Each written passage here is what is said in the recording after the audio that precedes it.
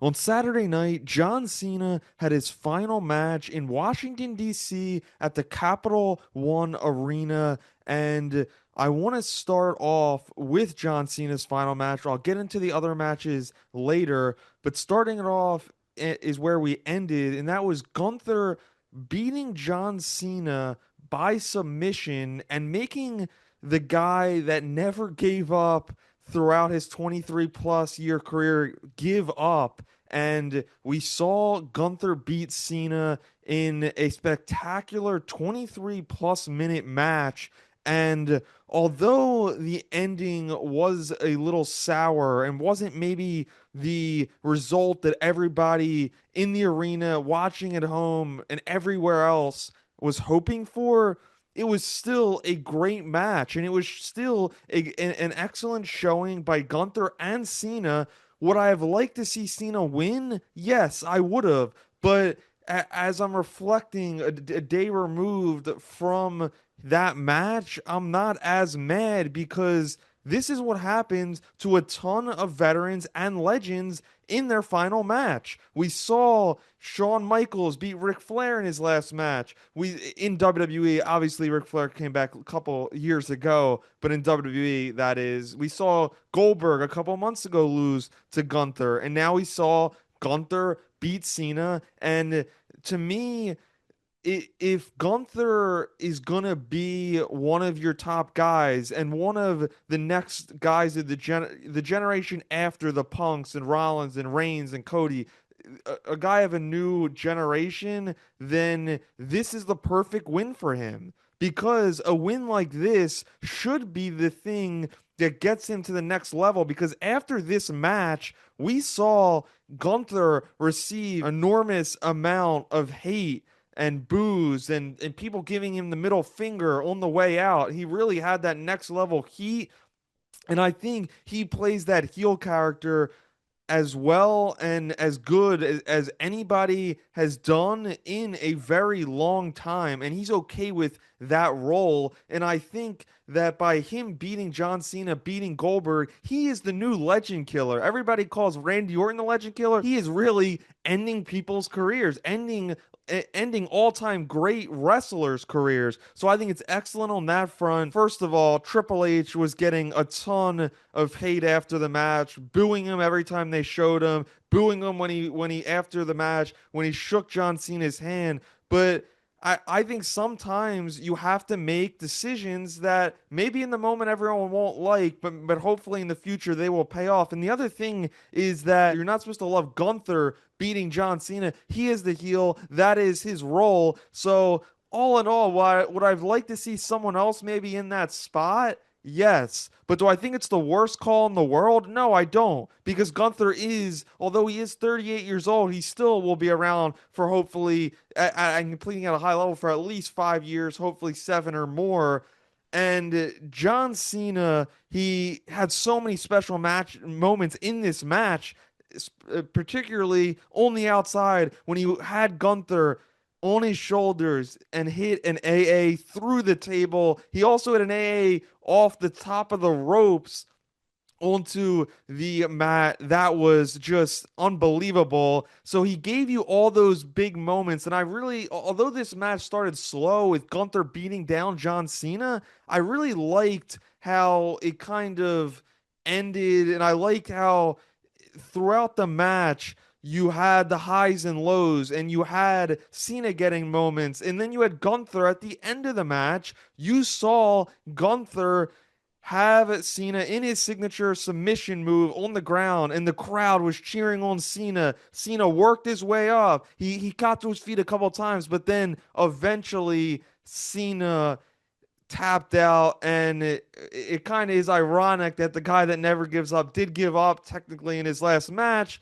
But I think that was fitting because it is his career coming to an end. It is the closing of a chapter, and Cena, more than anyone, wants to put over the next generation. He said he wants to leave this place better than he found it, and by doing that is giving other people opportunities, not making it all about himself. And that's where we get to the end of the match where Gunther was booed out. Like I said, Cena is in the center of the ring. He kisses the mat and he leaves his shoes, his armbands, his wristbands in the center. Cody Rhodes, CM Punk, among many other superstars and legends, surround the ring to celebrate John Cena, and they put both of their titles, the Undisputed Championship from Rhodes, the World Championship from Punk, around the shoulders of John Cena, similar to when Cena and Batista did that years ago to Hulk Hogan. I saw that video floating around. So just a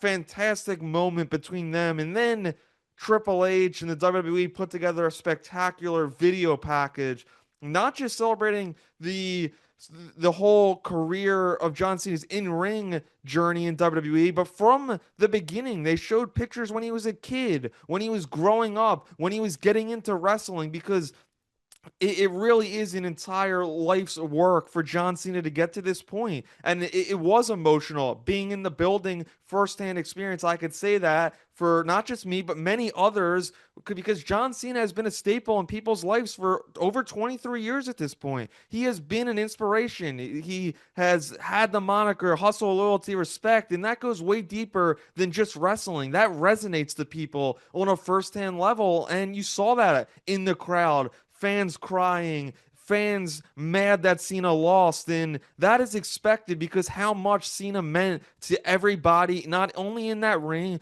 but everybody who was watched, cheered, booed, and otherwise for Cena throughout 23 plus years. That video package was spectacular. And then Cena just exited the ring shortly after. He looked into the camera. He thanked everybody for cheering for him, for allowing him to be himself for so many years before going back to the locker room. He did not have a full speech in the ring, which was a little surprising, but I would be shocked if Cena wanted a speech and they didn't give him one. So I would assume that that was by his choice. And so overall, I really thought that this was a picture perfect retirement. I think it went very well. You had an excellent match between Gunther and Cena. You had the video package at the end. You had the legends surrounding him, and Cena putting his gear in the ring, his shoes, and leaving. And it really was just, to me, I'm 25 years old.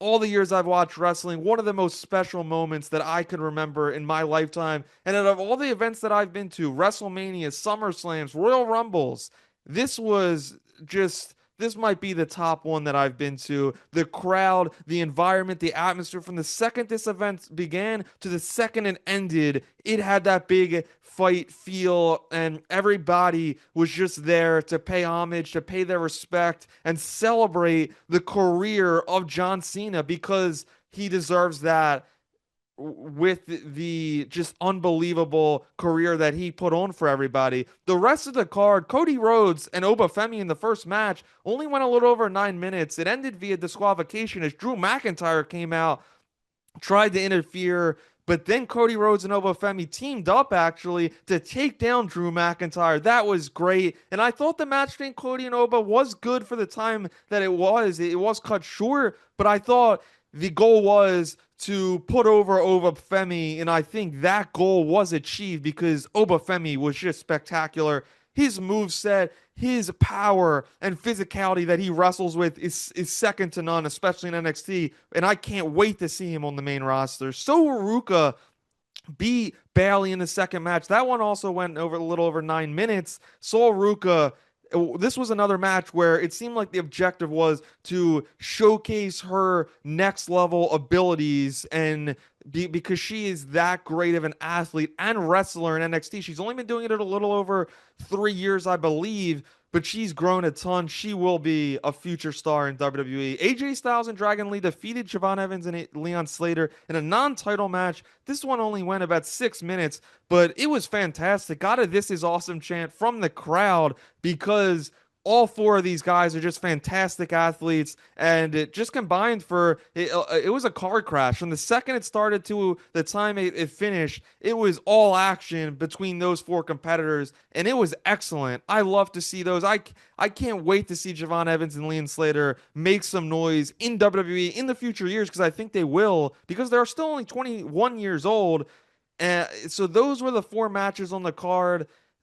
I thought it was a very good show, and it really, to me, achieved everything it seemed like John Cena wanted to achieve, which was showcase the talent of today and in the future with stars from NXT facing current stars in WWE. They did that. He put over Gunther on the way out. I thought it was great. Like I said from the top, did I want to see John Cena win? Yes. Was I rooting for John Cena? Yes. But it's not the end of the world. This is what I've grown to accept with veterans on their way out. So, yeah, overall, it was an incredible night. It was great to be in the building at the Capital One Arena in Washington, D.C. Those are my thoughts and takeaways from John Cena's last match at Saturday night's main event. Thanks, everybody, for tuning in. I'm Ryan Wall, and I'll see you next time.